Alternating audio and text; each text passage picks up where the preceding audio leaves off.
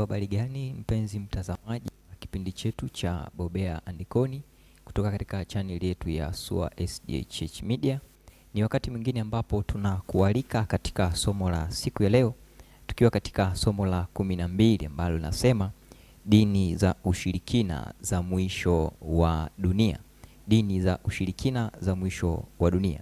Nikualike uweze kufuatana nasi mwanzo hadi mwisho wa somo hili ili uweze kuelewa ni dini zipi ambazo ni za kishirikina na dini zipi ambazo zinaamini jina la Mungu wa kweli.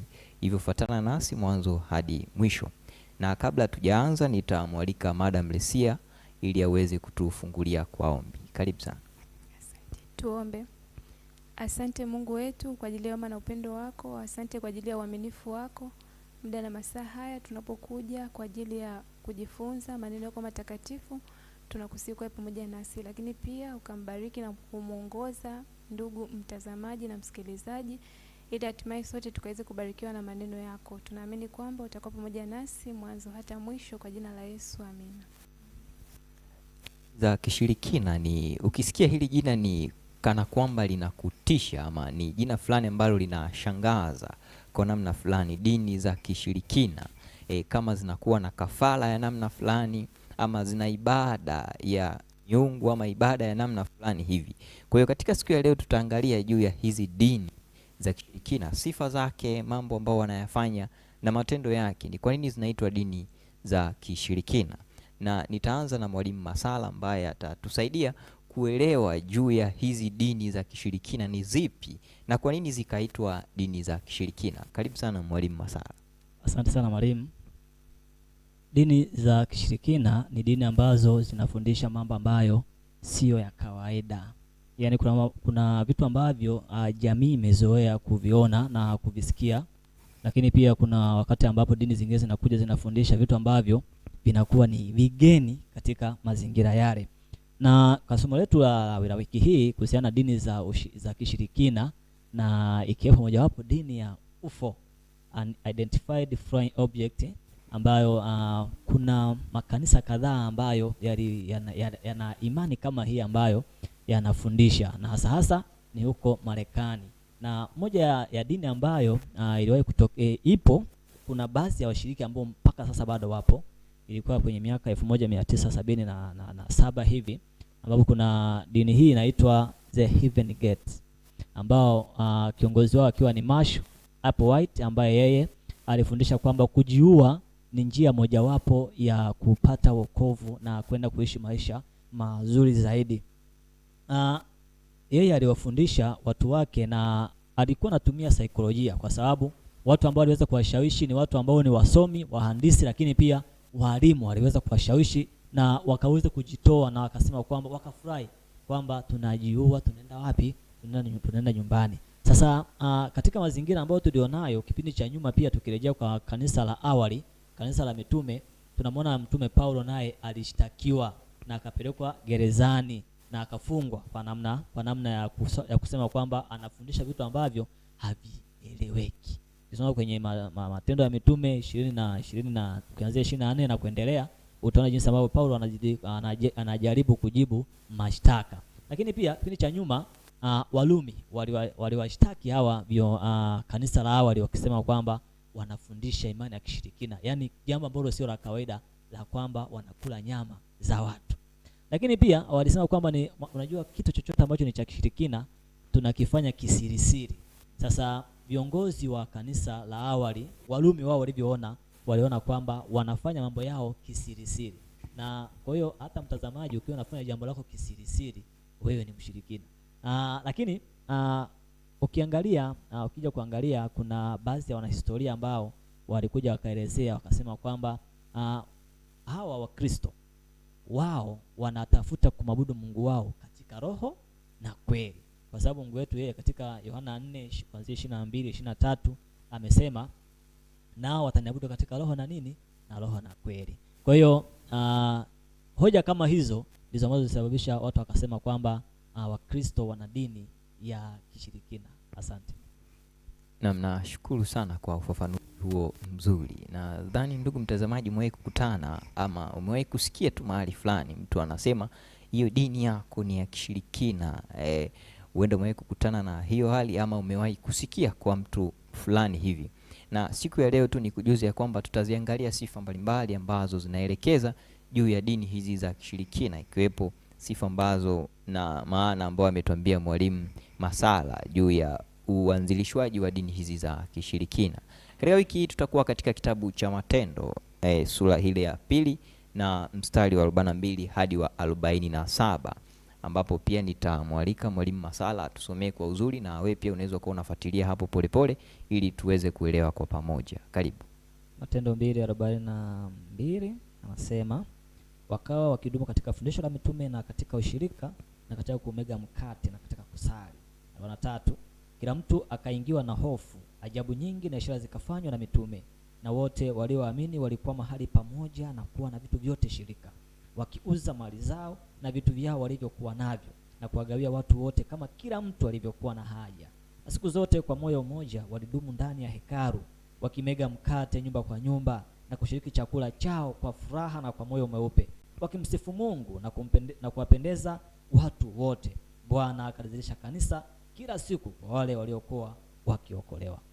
Naam, nashukuru sana. Hilo ni kanisa la awali ama kanisa ambalo Yesu aliliacha, kanisa la kwanza kabisa la mitume aliyowaacha Yesu Kristo, na tumeona sifa za hilo kanisa katika fungu hilo, na tutaangalia tamaduni zao ambazo wamekuwa wakizifanya, lakini pia sifa zipi ambazo zinaweza kutusaidia kuweza kuelewa dini hii ya kishirikina. Na hapa tutasaidiwa na Madam Glory ambaye anaweza akatusaidia kuelewa juu ya utamaduni wa kanisa hili la awali, lakini pia na sifa kadhaa ambazo ni za kanisa hili la kishirikina. Je, zinafanana na zile za kanisa la awali? Karibu sana. Asante, nashukuru kwa swali zuri. Kwanza kabisa tunapaswa kutambua sifa au kanisa la awali ambalo Mungu ndo aliyelianzisha tokea kipindi cha Edeni mpaka kipindi ambacho kiliwakuta ni wana wa Israeli mpaka baada ya Kristo na kabla ya Kristo. Kitu cha kwanza, kanisa la awali liliundwa katika utamaduni wa unyofu na uwazi, kwamba kila kitu kilikuwa kinafanyika kwa unyofu na uwazi wote, ikiwa na maanisha kwamba mitume walijenga jamii iliyothamini ushirika na uhusiano wa kijamii, kwamba muingiliano kati ya jamii fulani au watu fulani na familia fulani ilikuwa ni ya kuthaminiwa.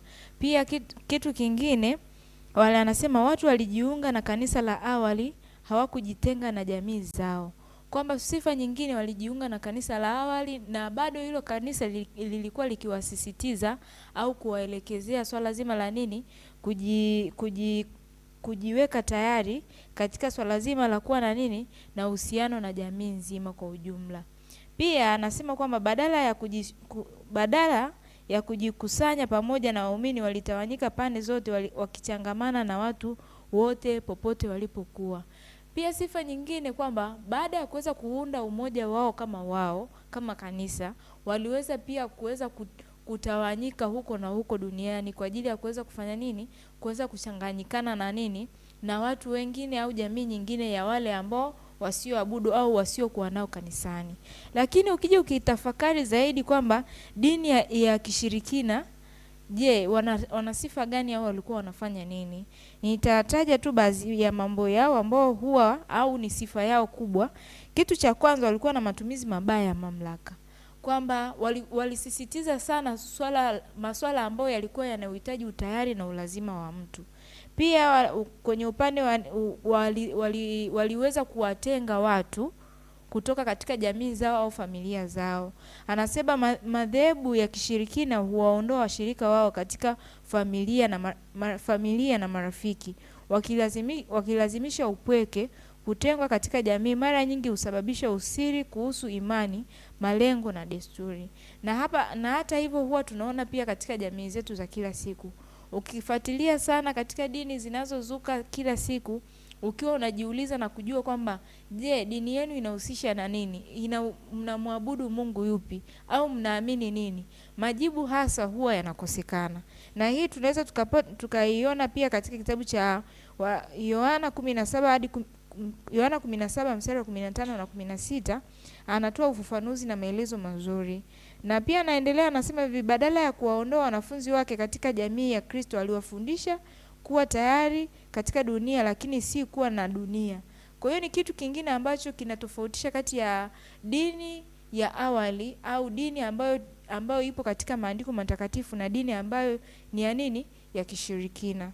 Jambo jingine hapa anasema kwamba ni unyonyaji wa kifedha na kihisia, kwamba madhehebu ya kishirikina wamedanganya washiriki kujitoa katika masuala ya manini ya fedha, na ndio maana hujitoa tayari sana katika ujenzi, kujenga makanisa ya fahari au vitu ambavyo vinawavutia na kuwapa muonekano mzuri katika swala lao la ibada. Lakini dini ya awali anasisitizia au aliweza kuongea katika Wakorintho wa pili 9 mstari wa 7, aliweza kuonyesha kwamba Kristo kinyume chake anathamini utoaji wa hiari. Sawa, kwamba kile kitu ambacho Mungu alichokubariki na kile ambacho ulichokipata, Mungu ndo anataka ufanye nini? Uweze kutoa. Na ndio maana hata katika masuala ya matoleo tunasisitiza au Mungu anadai 10% tu kati ya 100%, ambapo ukiangalia kwa hali ya kawaida ni 1% ndogo sana au ni 1% chache. Hayo ni mambo kadhaa tu ya utofauti ulioko kati ya dini ya awali pamoja na dini za kishirikina. Asante. Nashukuru sana kwa ufafanuzi huo mzuri. Nadhani ndugu mtazamaji umepata picha juu ya kanisa hili la awali lilivyokuwa na unyofu lakini pia na uwazi. Lakini pia tumesaidiwa kufahamu baadhi ya sifa ambazo zinaweza zikatumika kulinganisha ni dini ipi ambayo inakuwa ni ya kishirikina. Kwa unaweza ukatumia sifa hizo kulinganisha ndani ya dini ulio nayo. Yako madhehebu mengi sana ulimwenguni mpaka sasa ambayo yanafanya imani mbalimbali na yanafanya mambo mbalimbali katika ulimwengu huu, ukiacha Tanzania lakini pia na nchi nyingine. Lakini siku ya leo tutatamani tuangalie juu ya dhehebu moja la Kiadventista, wanaitwa Waadventista wa Sabato. Na katika siku ya leo tutasaidiwa hapa kuelewa kwa namna gani tunaweza kutofautisha dini hii ya Waadventista wa Sabato na dini za kishirikina. Je, ni miongoni mwa dini ya kishirikina? Madam Lesia atatusaidia kwa uzuri kuelewa kama na Waadventista wa Sabato ni miongoni pia. Karibu sana madam kwa ufafanuzi mzuri. Karibu. Kanisa la Waadventista wa Sabato ni kweli ni miongoni mwa madhehebu ambayo yanashutumiwa au yanatuhumiwa kuwa ni miongoni mwa madhehebu ya kishirikina au dini za kishirikina. Na unapoangalia kwamba wengi wanaoshutumu, kwa nini wanasema hivyo? Kwa nini wanasema kwamba ni kanisa la Waadventista wa Sabato ni miongoni mwa dini au madhehebu ya kishirikina? Ni wapo ambao wanasema kwamba wakitazama ile mitazamo kwamba wanasema kwamba Waadventista wa Sabato mara nyingi kwamba ni watu wenye misimamo mikali sana. Mafundisho yao ni mafundisho ambayo ni makali sana, na wakati fulani hata wanashawishika kuambizana hata wao kwa wao kwamba Waadventista wa Sabato basi wanyima watu uhuru wa kufanya baadhi ya mambo fulani, wakiwalazimisha kufanya kile viongozi wao wanahitaji waweze kukifanya. Lakini sasa kwa mujibu wa Biblia, dini za kishirikina au madhehebu ya kishirikina, mambo mengi sana yanafanywa kwa siri. Mafundisho pia ni vitu vingi sana ambavyo vinafanywa. Sala la Waadventista Sabato ni mafundisho ya wazi. Mikutano mingi ni ya wazi, ujumbe wake ni wa wazi kabisa, na mambo ambayo yanafanyika pia ni mambo ambayo yanafanyika kwa wazi. Kwa si sahihi kama wengi wanavyodhani kwamba kanisa la Waadventista wa Sabato pia ni miongoni mwa makanisa ambayo ni madhehebu ya kishirikina. Na nashukuru sana kwa ufafanuzi huo mzuri, na umeelewa jinsi gani ambavyo kanisa la Waadventista wa Sabato kutokana na mafundisho yake yanalinganishwa na misingi ya Biblia kama ambavyo mwalimu ametuelezea. Kwa Biblia ina kila kitu ambacho kanisa hili linakuwa likifanya. Kwa hiyo kama lina sheria ambazo zinaonekana ni nyingi, kwa namna fulani zipo katika Biblia, na ukisoma vizuri sheria zote hizi ni za upendo ambazo Mungu ameziweka kwa ajili yako. Ndio maana ukiangalia katika makanisa ya kishirikina sheria zao nyingi ama masharti yao mengi ni ya kuumiza, kumwaga damu. Kwa hiyo kwa namna nyingi ambazo tunakuwa tukijifunza, utaelewa ya kwamba kanisa hili ni kanisa ambalo lina mafundisho ya upendo kama ambavyo mwalimu ameweza kutuelezea. Tumekuwa tukijifunza mifano mbalimbali kupitia Yesu Kristo ambaye makanisa mengi ya Kikristo yamekuwa yakimjifunza huyu Yesu. Na tunatamani tufahamu siku ya leo, je, Yesu pia amewahi kushutumiwa kama mwanzilishi wa madhehebu haya ya kishirikina, na tutasaidiwa na Madam Anoda kuelewa kama Yesu pia amewahi kukutana na tuhuma za namna hiyo. Karibu sana mwalimu. Asante sana mwalimu. Yesu kama kielelezo chetu na kiongozi mkuu kwa kanisa letu la Adventista wa Sabato ni miongoni mwa kiongozi ambaye aliwahi kushutumiwa kwa ni kiongozi wa kishirikina, kama vile kupinga taratibu za kiserikali na mambo kadha wa kadha ambayo alikuwa akiyapinga katika jamii. Lakini pia katika mafundisho yake na wanafunzi wake walikuwa wanapenda kujitenga na kwenda sehemu za peke yao, wakawa wanawaona kama vile ni watu ambao ni washirikina. Na hata katika hali ya uhalisia tu katika jamii, ukiwa mtu ambaye unapenda kujitenga sana, watu watakuambia wewe ni mshirikina. Ni kweli mwalimu, watu wanakuambia wewe ni mshirikina ukiwa unajitenga sana. Kwa hiyo hata Yesu pia aliitwa mshirikina, lakini kiukweli Yesu wetu sio mshirikina, maana yeye alikuja na akafunua ukweli wazi wazi kupitia maandiko matakatifu. Lakini pia kitabu cha Ufunuo 19 mstari wa 10 inasema ya kwamba, nami nikaanguka mbele ya miguu yake ili nimsujudie, akaniambia, angalia, usifanye hivi. Mimi ni mjoli wako na wa ndugu zako walio na ushuhuda wa Yesu. Msujudie Mungu, kwa maana ushuhuda wa Yesu ndiyo roho ya unabii. Kwa hiyo Yesu Kristo ambaye alikuwa na mafunuo ya wakati ujao, alikuwa pia akiitwa mshirikina, kwa sababu anawezaje kujua mambo yanayokuja mbeleni? Na ukiangalia jamii ya hapo awali walikuwa wanaona kama vile ni mtu ambaye ana ushirikina, lakini yeye alikuwa ni Mungu, amejazwa na roho, anatabiri mambo yajayo. Kwa hiyo kiufupi mwalimu, Yesu hakuwa mshirikina. Amen. Nashukuru sana. Yesu pia amewahi kukutana na tuma hizo, lakini pia mwalimu ameweza kuelezea kwa uzuri ya kwamba hakuwa mshirikina kwa sababu ya mambo aliyokuwa akiyafanya. Ndio maana tunaona miujiza yake ilikuwa ya wazi, si ndio? Na kila kitu alichokifanya kilikuwa cha wazi. Natamani nije kwako mwalimu Masala, kwa namna ya pekee uweze kutuelezea ni uzoefu gani ambao unaupata ama unaupitia pale mtu anapokuambia dini yako ni ya kishirikina. Uzoefu gani ambao unaupata ambao huenda mtazamaji pia akaweza kupata funzo hapo? Karibu sana. Asante. Ni uzoefu ambao ni mgumu, lakini pia tunapaswa kukubaliana nao kwamba kila mmoja anaweza akatoa mawazo yake kulingana na ambavyo yeye anaona, na kwa sababu hiyo hawa watu tunapaswa kuwasaidia. Petro wa kwanza 3:15 amesema tusiache kuwajibu watu ambao wanaulizia kuhusiana na tumaini letu ambalo tulilonalo. Kwa hiyo lazima tuwaambie. Matendo ya Mitume 2 ambao tumesoma 2 aya ya 44, nitasoma kuanzia 45 na 46. Nasema hivi, nitasoma 44. Na wote walioamini walikuwa mahali pamoja na kuwa na vitu vyote shirika. 45. Wakiuza mali zao na vitu vyao walivyokuwa navyo na kuwagawia watu wote kama kila mtu alivyokuwa na haja. Kanisa la awali, kazi ambayo lilifanya ni kuhakikisha kwamba kila mmoja anafanyaje, anapata mahitaji yake pasipokuwa na nini, na utengano wowote. Dini ya kishirikina kuna utengano ambao unakuwepo kwamba huyu ni wa viwango fulani. Ni wakati mwingine tunasikia wakati wanataka kwenye maombi kwamba wewe ukiwa na 10,000 maombi yako, ukiwa na 100,000, kwa kunakuwa na nini, na utofauti.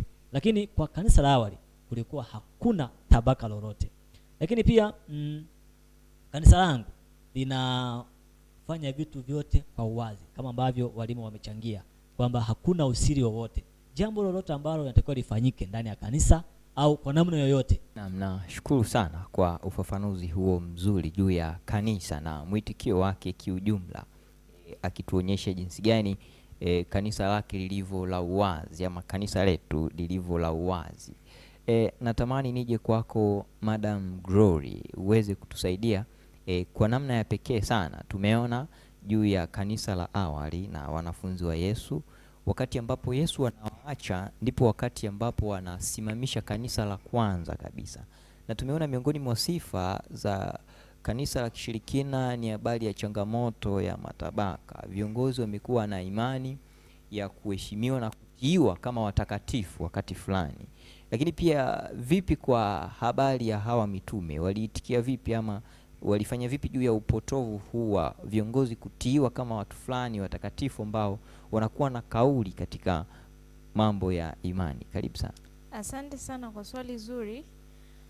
Kitu ambacho utofauti ulioko kati ya mashirika haya mawili ambayo ni dini ya kishirikina pamoja na tamaduni la kanisa la awali, kwanza viongozi na madhehebu ya kishirikina wanadai utiifu usiohitaji kupingwa, kwamba kanuni imepita na mswada umepita kwamba ni lazima wote leo mfunge ni kufunga tu.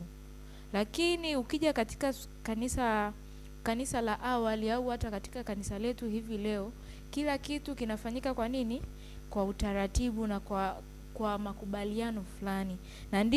Na ndio maana hata katika maandiko au katika Biblia imeandikwa kwamba kila kitu kifanyike kwa kiasi na kwa nini?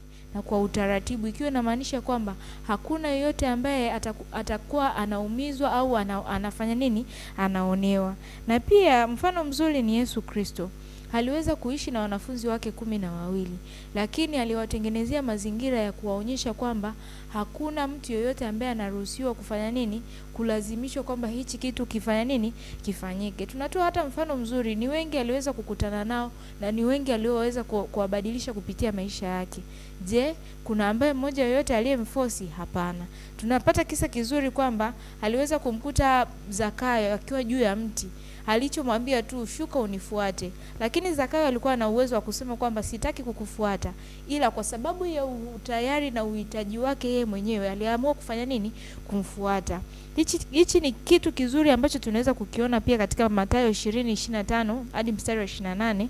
Anatuambia kwamba Kristo alionyesha mfano wa uongozi na kutumika. Alionya dhidi ya viongozi wadhalimu, kwamba yoyote yule aliweza kuonyesha udhalimu wowote, aliweza kufanya nini? Aliweza kumpatia maonyo. Asante. Nashukuru sana kwa fafanuzi hiyo nzuri ambayo imeweza kutusaidia. Naamini hata pia mtazamaji imeweza kukusaidia kwa namna ya pekee sana. Nije kwake Madam Lesia ambaye ametuelekeza juu ya mfano wa Yesu Kristo. Ni uzoefu gani ama hali gani aliyoitikia Yesu wakati wa tuhuma zilipokuwa zikitolewa? Hiyo hali nadhani inaweza ikatusaidia, lakini pia inaweza ikamsaidia mtazamaji pale anapokutana na tuhuma mbalimbali. Mwitikio wako kwa jamii unakuwaje? Na mwitikio wa Yesu ulikuwaje katika jamii ile? Karibu sana. Asante. Yesu ni kielelezo, ni mfano mzuri kwa madhehebu yote. Na Yesu katika kuitikia tuhuma hizo ambazo zilikuwa zikimkabili kwa wakati huo, wakati akifundisha mafundisho ya wokovu kwa wakati huo, zilikuwa ni nyingi sana. Na hata kwenye maisha ya kawaida tunajifunza kwamba mara nyingi hata unaweza ukasikia kwamba wakasema kwamba hauwezi ukawa unafanya jambo vizuri alafu usikosolewe. Ni rahisi sana unapokuwa unafanya jambo fulani kwa uzuri au kama vile linavyotakiwa, lazima hautapata kwamba kila mtu atakubaliana na kile unachokifanya. Lazima kuna upinzani ambao utakumbana nao. Sasa Yesu mwenyewe wakati anahubiri alikutana na tuhuma wakimshutumu kwa vile alivyokifundisha kwamba anaeneza, anapotosha kundi la watu akiwaaminisha vitu ambavyo ni tofauti na serikali. Lakini pia sio hivyo tu, hata walimshutumu kwamba alikuwa akiwa anapotosha kundi hilo dogo, lakini akidhamiria kufanyaje? Kupindua serikali ya wakati ule. Lakini Yesu katika kuitikia tuhuma hizo ambazo zilikuwa alidumu kuwa mnyenyekevu, na hakuruhusu yale maneno ya viongozi wa dini walikuwa na wakati ule kumfanya akate tamaa au kukanusha kile ambacho alikuwa ameeleza.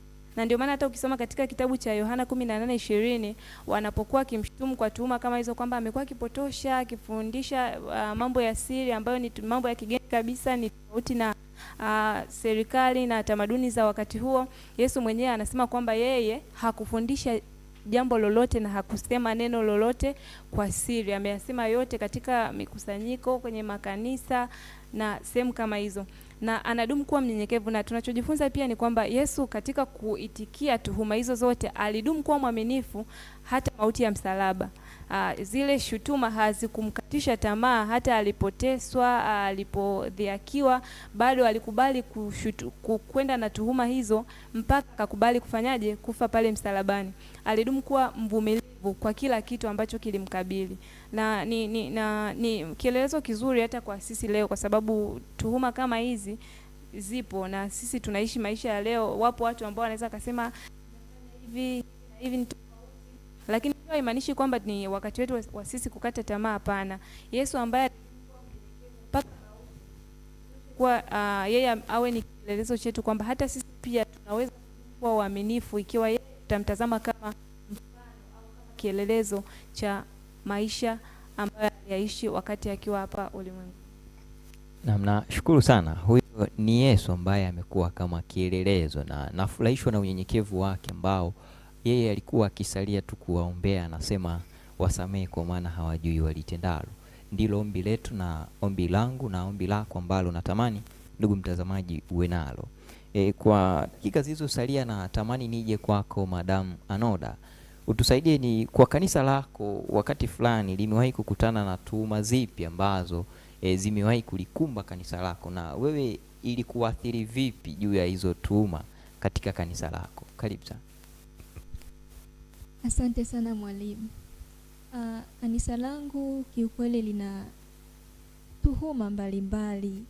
Watu wanasema ya kwamba, miongoni mwa watu wanasema ya kwamba kanisa la Adventista wa Sabato ni kanisa ambalo linaamini sana maandiko ya Mama Ellen G. White kuliko Biblia. Kiukweli niliwahi kukutana na hili swali mwalimu. Kiukweli iliniumiza sana, lakini nikasema siwezi kukata tamaa, lazima nimwelekeze huyu kijana ni nini asichoelewa kuhusu kanisa langu.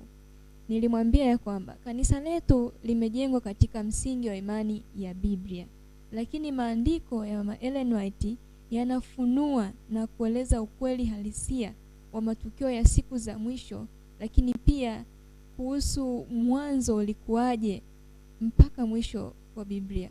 Kwa hiyo tuhuma hii ya kwamba kanisa letu linaamini sana maandiko ya Mama Ellen White kuliko Biblia si la ukweli. Hebu tusome kitabu cha Ufunuo wa Yohana 12 na ile sura ya 17. Inasema, joka akamkasirikia yule mwanamke, akaenda zake afanye vita juu ya wazao wake waliosalia. Waliosalia ni kanisa la Adventista wa Sabato, wazishikao amri za Mungu. Kanisa letu limejengwa katika misingi ya kushika amri za Mungu. Na pia inaendelea kusema kwamba na kuwa na ushuhuda wa Yesu, naye akasimama juu ya mchanga wa bahari. Kwa hiyo kanisa letu limejengwa katika amri 10, na kanisa ambalo ni la kweli lazima lishike amri 10 za Mungu. Lakini tukisoma pia kitabu cha Ufunuo wa Yohana 19:10 nasema ya kwamba, nami nikaanguka mbele ya miguu yake ili nimsujudie, akaniambia, angalia, usifanye hivi, mimi ni mjoli wako na wa ndugu zako walio na ushuhuda wa Yesu. Msujudie Mungu, kwa maana ushuhuda wa Yesu ndiyo roho ya unabii. Ushuhuda wa Yesu ndiyo roho ya unabii. Mama Ellen White yeye anafunua tu maandiko, lakini kanisa letu limejengwa katika msingi ya imani ya Biblia. Asante. Nashukuru sana. Naamini ndugu mtazamaji umeweza kuelewa kwa uzuri juu ya somo hili linalozungumzia dini za kishirikina, na Mungu akubariki sana, na niendelee kukualika uendelee kufuatilia masomo yetu mbalimbali ambayo tutakuwa tukiendelea kuyatuma katika channel yetu hii. Hivyo Mungu akubariki unapokuwa ukiendelea kujifunza zaidi juu ya dini hizi za kishirikina. Na kabla tujatamatisha, nitamwalika Madamu Anoda atatupatia ombi na tutakuwa tumemaliza. Karibu sana. Tuombe. Uhimidiwe Mungu wetu ambaye umetuwezesha hata tumeweza kufasiri somo hili zuri kuhusu imani za ushirikina. Bwana wa mbinguni, tusaidie sana sisi pamoja na watazamaji wanaotufuatilia tukuelewe vile ulivyo, na tusije tukapotoshwa na madhehebu ambayo yana mafundisho ya siri ambayo hayatokani na maandiko yako matakatifu.